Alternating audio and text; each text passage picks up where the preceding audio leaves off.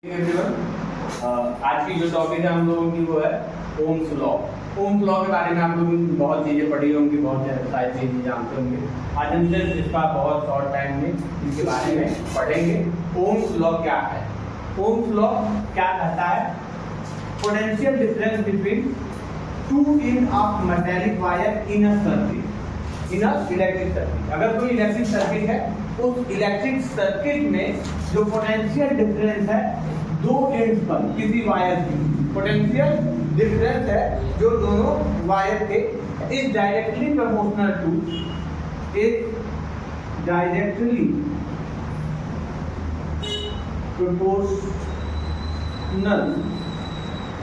To the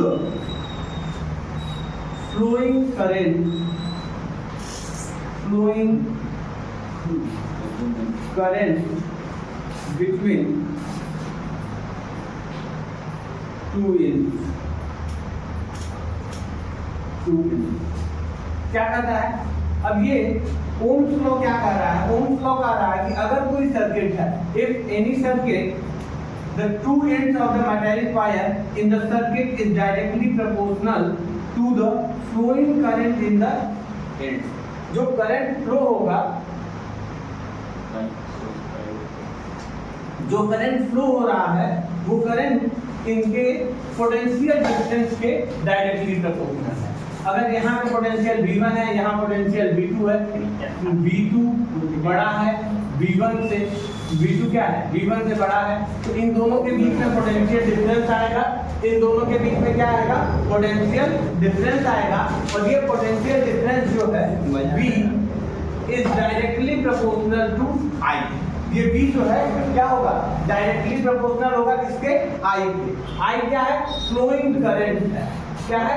flowing current है। I क्या है? फ्लोइंग करंट है। V क्या है? पोटेंशियल डिफरेंस है। अब V डायरेक्टली प्रोपोर्शनल है I के, तो जब भी प्रोपोर्शनलिटी का सिंबल हटाएंगे तो हम क्या करेंगे? Is equal to R I। R क्या है? प्रोपोर्शनलिटी कांस्टेंट यहाँ कहा जाएगा। V is equal to R I। What is R? R is resistance। R proportionality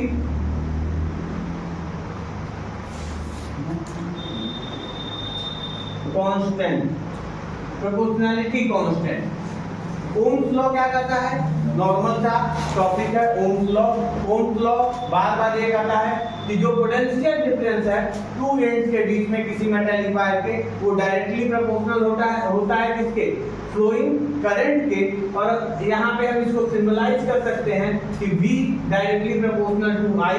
proportionality का सिंबल हमने हटाया और एक कांस्टेंट लगाया, प्रोपोर्शनलिटी कांस्टेंट लगाए, तो V इज इक्वल टू क्या हो गया? R I। Excuse me sir, वो DD का मतलब क्या होगा? DD PD है, पोटेंशियल डिफरेंस है।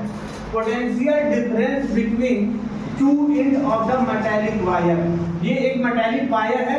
इस मेटालिक वायर के जो दो एंड्स हैं, इन दोनों एंड्स पे एक पे V1 पोटेंशियल डिफरेंस है, दूसरे पे V2 है पोटेंशियल। इन दोनों पोटेंशियल्स का बीच का क्या है? डिफरेंस है। तो इसको हमने PD लिखा, पोटेंशियल डिफरेंस लिखा है। यानी V2 में से V1 सब्ट्रैक्ट कर लिया तो हमको डेल V मिल गया कि डेल V इसका क्या हो गया? पोटेंशियल डिफरेंस है जो दोनों एंड्स के बीच में है। और जितना ज्यादा पोटेंशियल डिफरेंस होगा, यहाँ क्या है? पोटेंशियल डिफरेंस डायरेक्टली प्रोपोर्शनल है किसके? I के। तो जब पोटेंशियल डिफरेंस I के डायरेक्टली प्रोपोर्शनल है तो V जितना ज्यादा बढ़ेगा, यानी जितना ज्यादा पोटेंशियल डिफरेंस होगा उतना ही ज्यादा सर्किट में क्या फ्लो हो रहा होगा? करंट फ्लो होता होगा। अब यहाँ ध्यान से देखिए कि ये फॉर्मूला बन जाता है V इज इक्वल टू, इसी फॉर्मूले को हम क्या लिखते हैं? I R लिखते हैं। V is equal to I R लिखते हैं, जहाँ I करंट है और R क्या हमारा? रेजिस्टेंस है। इसी फॉर्मूले से हम एक और फॉर्मूला बनाते हैं कि R is equal to V upon I। R is equal to V upon I। ये पहला फॉर्मूला हो गया। ये दूसरा फॉर्मूला हो गया रेजिस्टेंस के लिए। तीसरा फॉर्मूला एक बन सकता है I is equal to V upon R। और इन तीनों फॉर्मूले पे हमको क्या आते हैं? न्यूमेरिकल क्वेश्चंस आते हैं। तो अब यहाँ पे ये टॉपिक क्या होता है, ओम्स लॉ बहुत छोटा सा टॉपिक था, यहाँ पे एंड होता है जिसमें ये 3 फॉर्मूला हम फाइंड आउट किए हैं। और आप लोगों को वीडियो अच्छी लगी हो तो लाइक कर दीजिए, सब्सक्राइब कर दीजिए और अपने दोस्तों को भी शेयर कर दीजिए। बोर्ड में क्लास 10 बोर्ड एग्जाम्स में इससे क्वेश्चन जरूर आते हैं। नहीं अगर ये फॉर्मूला आया, नहीं डेरिवेशन आया तो क्या आएगा, इस पे बेस्ड न्यूमेरिकल प्रॉब्लम्स आएंगे और उन न्यूमेरिकल प्रॉब्लम्स को हम इसी वीडियो में आगे आपको करेंगे। Thank you. हमने पढ़ा था ओम्स लॉ। ओम्स लॉ में हमने क्या देखा कि V is directly proportional to I, यानी पोटेंशियल डिफरेंस किसके प्रोपोर्शनल है, I के। अगर V को हम बढ़ाएंगे तो I भी क्या करेगा, इंक्रीज होगा। V को अगर डिक्रीज करेंगे तो करंट भी क्या हो जाएगी, सर्किट में डिक्रीज हो जाएगी। जितना ज्यादा पोटेंशियल उतना ज्यादा करंट, और जितना ज्यादा करंट फ्लो करेगा, जितना ज्यादा करंट फ्लो करेगा उतना ही ज्यादा क्या होगा, हम उसको यूज कर पाएंगे। अब यहाँ पे V इज इक्वल टू, जैसे ही हमने प्रोपोर्शनलिटी का सिंबल हटाया था R और I आया था। R क्या है, रेजिस्टेंस। R is resistance. अच्छा, रेजिस्टेंस क्या होता है, resistance is the property, it is the property of material, it is the property of material which is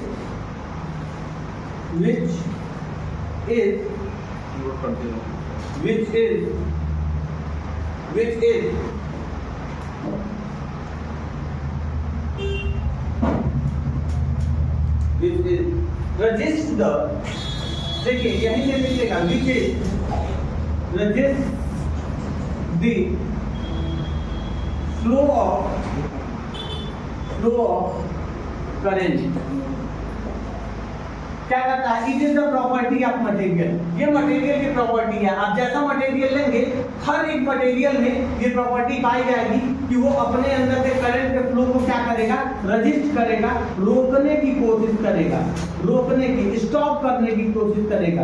ये क्या होता है, रेजिस्टेंस को अगर एक वर्ड में हमको एक लाइन पे डिफाइन करना हो, एक सेंटेंस में डिफाइन करना हो तो हम क्या करते हैं, resistance is a barrier, resistance is a barrier in the flow of current. Resistance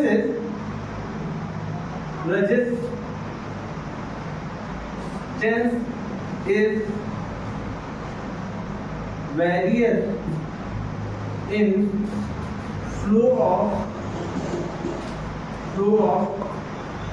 current.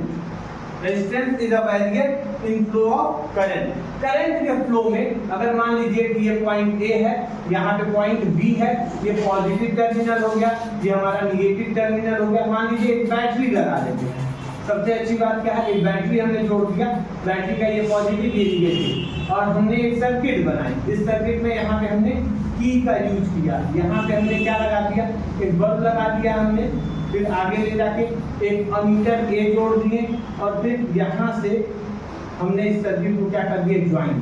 अब देखिए इस सर्किट को ज्वाइन कर दिए, A पॉइंट पे हमने एक वोल्ट मीटर जोड़ दिया है A और B पॉइंट पे। अब देखिए ये A अमीटर जो जुड़ा हुआ है, ये किसमें जुड़ा हुआ है, सीरीज कंडीशन में।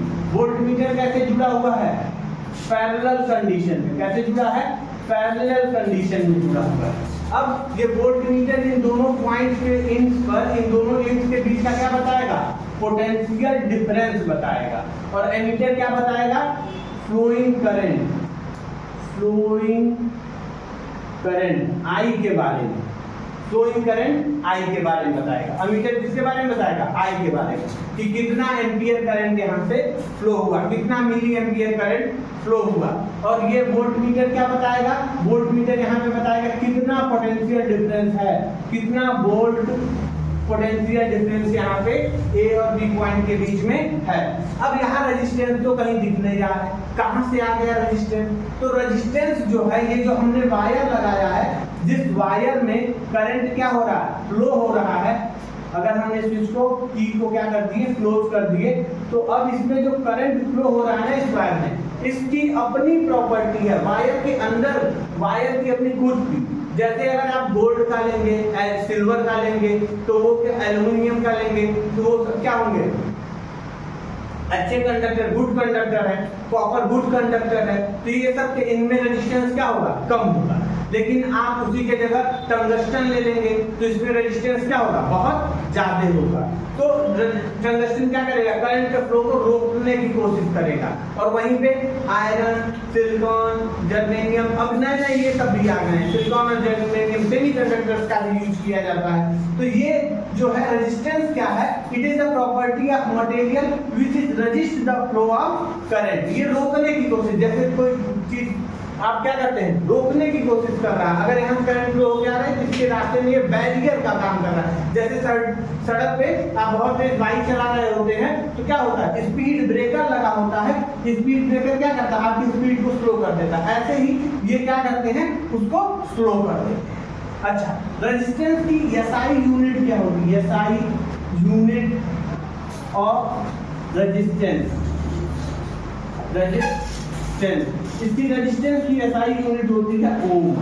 जैसे ओम लॉ है ना, तो इन्हीं के नाम पे रेजिस्टेंस की एसआई यूनिट को रखा गया ओम। और ओम को स्लो कैसे करते हैं, ओम का सिंबल ये है। तो रेजिस्टेंस का एसआई यूनिट हो गया ओम, और इसका सिंबल क्या हो गया, ये हो गया। अच्छा, इसका डिराइव्ड, रेजिस्टेंस का डिराइव्ड यूनिट अगर निकालना हो, कौन सा unit, derived unit of R का डिराइव्ड यूनिट निकालना हो, क्या होगा, V अपॉन आई होता है। V का मतलब क्या हो गया, वोल्ट, क्या हो गया, वोल्ट, और I का मतलब हो गया एम्पियर। तो वोल्ट अपॉन एम्पियर होता है इसका डिराइव्ड यूनिट, जिसको हम अभी इसके फिजिकल क्वांटिटी से बनाए। अच्छा, इसमें एक चीज और ध्यान दीजिए कि अगर आपसे ये कहा जाए कि 1 ओम बताइए, 1 ओम क्या होता है, 1 ओम, तो 1 ओम को आप कैसे डिफाइन करेंगे। 1 ओम को अगर डिफाइन करना हो तो आप कैसे बताएंगे कि 1 ओम क्या होता है। एक यूनिट रेजिस्टेंस का 1 ओम क्या होगा, तो 1 ओम इज इक्वल टू हो जाएगा, 1 ohm is equal to 1 volt upon 1 ampere. अच्छा, इसको क्या कहेंगे, 1 वोल्ट अपॉन 1 एम्पियर को हम कहेंगे कि कितना है, 1 ओम है। यानी कि अगर किसी सर्किट में 2 एंड्स के बीच में पोटेंशियल डिफरेंस 1 वोल्ट का है, कितने वोल्ट का है, 1 वोल्ट का पोटेंशियल डिफरेंस है। किसी सर्किट में 2 एंड्स के बीच में पोटेंशियल डिफरेंस 1 वोल्ट का है, और इस सर्किट में 1 एम्पियर करंट अगर फ्लो हो रहा होगा, 1 एम्पियर करंट अगर फ्लो हो रहा है, तो इसमें कितना रेजिस्टेंस हो जाएगा, इस सर्किट का रेजिस्टेंस कितना हो जाएगा, R is equal to 1 ampere हो जाएगा। किसी सर्किट में अगर 1 वोल्ट का पोटेंशियल डिफरेंस है, किसी सर्किट के 2 एंड्स पे, 2 एंड्स हैं, एक एंड से दूसरा एंड B, इन दोनों एंड्स के बीच में पोटेंशियल डिफरेंस कितना है, 1 वोल्ट का। आप कहेंगे सर कैसे 1 वोल्ट का है, तो 1 वोल्ट मान लीजिए यहाँ पे 5 वोल्ट पोटेंशियल है, यहाँ कितना वोल्ट पोटेंशियल है, 6 वोल्ट पोटेंशियल है। तो पोटेंशियल डिफरेंस समझ में आ गया कि इसके बीच में पोटेंशियल का डिफरेंस कितना है, V, del V is equal to कितना है, 1 वोल्ट। अब अगर हम मिली ऐसे एमीटर लगा दिए, क्या लगा दिए, एक एमीटर लगाए, तो एमीटर बता रहा है कि यहाँ पे 1 एम्पियर करंट फ्लो हो रहा है। अब वोल्टमीटर बता रहा है A और B के बीच में, यहाँ पे 5 वोल्ट है, यहाँ पे 6 वोल्ट है, पोटेंशियल डिफरेंस कितना है, 1 वोल्ट का है। कितने वोल्ट का है पोटेंशियल डिफरेंस, 1 वोल्ट का। और यहाँ पे एम्पियर में कितना है, 1 एम्पियर। एमीटर बता रहा है कि 1 एम्पियर करंट फ्लो हो रहा है इस सर्किट में। कितने एम्पियर करंट फ्लो हो रहा है, 1 एम्पियर। तो हम ये कहेंगे कि इस सर्किट का जो रेजिस्टेंस है R है, उसकी वैल्यू कितनी है, इस सर्किट के रेजिस्टेंस R की वैल्यू है 1 ओम। कितनी है, 1 ओम। यानी 1 ohm is equal to 1 volt upon 1 ampere. If any circuit have if 2 terminals have potential difference is equal to 1 volt, then if 1 ampere current flow on it, then the value is equal to 1 ampere. The ratio of both is 1 volt upon 1 ampere is equal to 1 ohm. ये चीज हम आपको बता रहे हैं, इसको आप देख सकते हैं। Thank you.